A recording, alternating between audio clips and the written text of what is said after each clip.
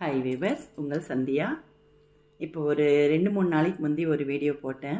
அது இந்த ஆண் பிள்ளைகளுக்கு வண்டி வாங்கி கொடுக்காதீங்க, இந்த மாதிரிலாம் ரொம்ப அசம்பாவிதங்க நடக்குதுன்னு போட்டிருந்தேன். இப்போ இன்னொரு வீடியோங்க. இது நான் எங்கேயோ பார்த்து கேட்டு படித்து எல்லாம் சொல்கிற விஷயம் இல்லைங்க. என்னை சுற்றி நடக்கிற விஷயங்களே, எங்கள் ஊரில் நடக்கிற விஷயங்களே, என்னை சுற்றி நடக்கிற விஷயங்களே தான் இப்போ நான் உங்களுக்கு சொல்லிக்கிட்டு இருக்கேன். இது ஒரு பொண்ணு, 3 பொண்ணுங்க. அவங்களுக்கு கூலி வேலை செய்கிறவங்க தாங்க, தெரிஞ்சவங்க. அந்த பெரிய பொண்ணு 10th நிறுத்திட்டாங்க. ஒரு 2 வருஷம் அப்படி வீட்டில் வச்சுருந்து திடீர்னு கல்யாண பத்திரிக்கை வைக்க வந்தாங்க. மேஸ்திரி பையன் நல்லா இருக்கான், நல்லா பார்த்துப்பான் அப்படின்னு, வரதட்சணை எதுவும் வேண்டான்னு சொல்லிட்டாங்க அப்படின்னு அந்த பொண்ணை கட்டி கொடுத்துட்டாங்க. சின்ன வயசு தான். கட்டி கொடுத்த பிறகு பார்த்தீங்கன்னா ஓகே, அவளும் போய் நல்லா வாழ்ந்துருந்தா. நான் அதை விட்டுட்டேன், மறந்துட்டேன். அதோட நானும் ஃபாரின் கிரின்னு போயிட்டு ஒரு 2 வருஷமாக பெருசாக அவங்க கூட தொடர்பு இல்லை, கவனிக்கலை நான். இப்போ நான் சமீபத்தில் போகும்போது அந்த பொண்ணு பஸ் ஸ்டாப்பில் நின்றுட்டு இருக்கா, இடுப்பில் ஒரு குழந்தைய வச்சுட்டு. அந்த பொண்ணு தானான்னு எனக்கு தெரியல. கிட்ட போய் பார்த்தா அந்த பொண்ணு தான். அப்புறம் என்னம்மா எப்படி இருக்கேன்னா, நல்லா இருக்கா ஆண்டி.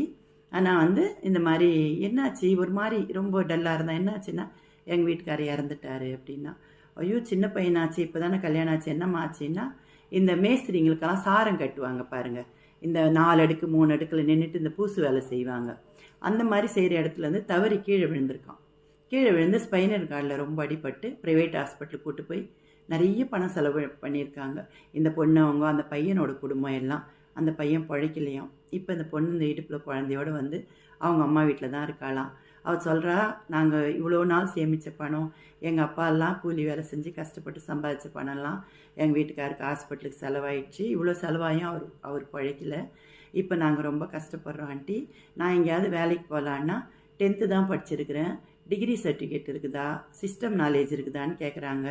அதெல்லாம் என்கிட்ட எதுவுமே இல்லை, நான் 10th தானே படிச்சிருக்கேன் அப்படின்னு சொன்னான். வருத்தத்தோடு சொன்னான். எனக்கு ரொம்ப வருத்தம் ஆயிடுச்சு.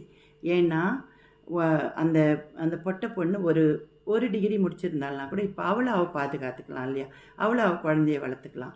10th ஒரு சாதாரணமாக ஒரு பேசிக்கான படிப்பு தான். மற்றபடி அதுக்கு பெருசாக என்ன வேலை கிடைச்சிருங்க. நான் என்ன சொல்கிறேன்னா, பரவாயில்ல. ஆனால் அந்த காலத்தில், எங்கள் காலத்தில் பெண்களை படிக்க அனுப்புகிற விடையும் இப்போ இருக்கிற காலத்தில் நிறைய பேர் நல்லா படிக்கிறாங்க. அது பர்சன்டேஜ் எக்கச்சக்கமாக உயர்ந்திருக்குது. அது நான் ரொம்ப வரவேற்கிறேன், ரொம்ப சந்தோஷப்படுறேன். பட் அதையும் மீறி இந்த மாதிரி குக்கிராமங்களில், ஏழை குடும்பங்களில் வசதி இல்லாத 10வது 8வதோட பொண்ணுங்களை நிறுத்திடுறாங்க. எதிர்காலம் எப்படி இருக்குன்னு சொல்ல முடியாது. இந்த மாதிரி நேரத்தில் அந்த ஒரு டிகிரி அந்த பொண்ணு கை கொடுத்துருக்கும்.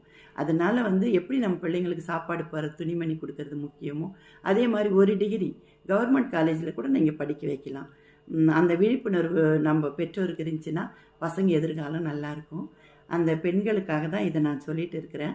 இப்போது நம்ம எத்தனை பேரங்க காப்பாற்ற முடியும்? நம்மளுக்கு குடும்பம் இருக்குது. விழிப்புணர்வுக்காக என்னால் இந்த மீடியாவில் வீடியோ தாங்க போட முடியும். இதுவே எனக்கு ஒரு பெரிய ஆறுதலை கொடுக்குது. இதை எத்தனை பேர் பார்க்குறீங்க எனக்கு தெரியாது. ஒரு வேளை நிறைய ஷேர் பண்ணுங்க. அப்படி யாராவது உங்களுக்கு தெரிஞ்சவங்க கிராமங்களில் படிக்காத பிள்ளைங்களாக இருந்தால் நீங்கள் படிக்கிறதுக்காக ஒரு அறிவுரை சொல்லுங்கள், ஹெல்ப் பண்ணுங்கள். என்னால் முடிஞ்சதை நான் பண்ணிட்டு தான் இருக்கேன். சரிங்களா? அடுத்த வீடியோவில் சந்திக்கலாம். பாய்.